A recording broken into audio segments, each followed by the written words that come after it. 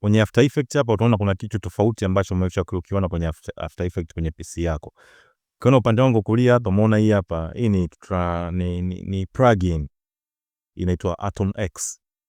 Sasa kuna jinsi ya kuinstall hii na jinsi ya kutumia. Mimi natumia hii kuifanya kazi yangu iwe bora zaidi. Yaani pale nitakapofanya naongezea na baadhi ya plugins ili mradi kazi yangu iwe bora. Na hivi ndio nilivyofanya.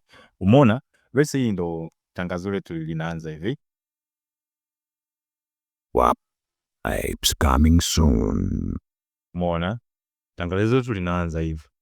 Likianza hivyo, hapo ukiona mbele linapoingia inaingia sehemu nyingine. Yaani scene inatoka kwenye intro inaenda sehemu nyingine. Sasa hapa mimi napenda kuweka transition.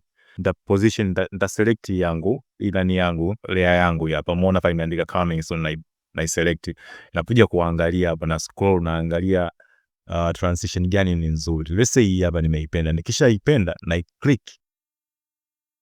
Umeona click hapa ita apply, inakuja hapa inajiweka yenyewe hii hapa.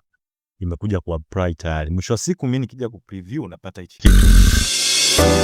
Kuna wakati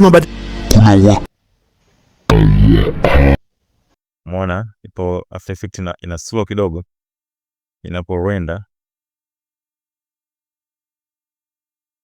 Umeona transition ilipotoka kutoka scene moja kwenda scene nyingine. Tofauti wake ya kwanza ilipokuwa ni hivi. Kuna wakati mabadiliko imekuja sharp, yani imeingia sharp, lakini ya pili ilipopoa hivi baada ya kuweka transition. Kuna wakati mabadiliko huanza kimya kimya.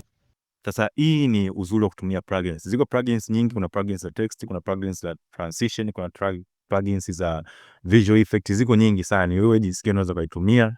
Sasa kwenye madarasa yangu mengi nafundisha jinsi ya kuzitumia hizo plugins. Ukifuatilia vizuri kwa makini, ukiingia YouTube pale ukisearch Madiba GFX utakutana na madarasa ambayo naeleza jinsi ya kutumia, jinsi ya kuinstall, jinsi ya kufanya mambo yote. Aweza kufanya ni kusubscribe, comment na kuminya ile like button. Plugin hii utaipata wewe, comment hapo chini, andika plugin, mimi nitakutumia right away. Hii ni Madiba Graphics. Mpaka wakati mwingine, ciao.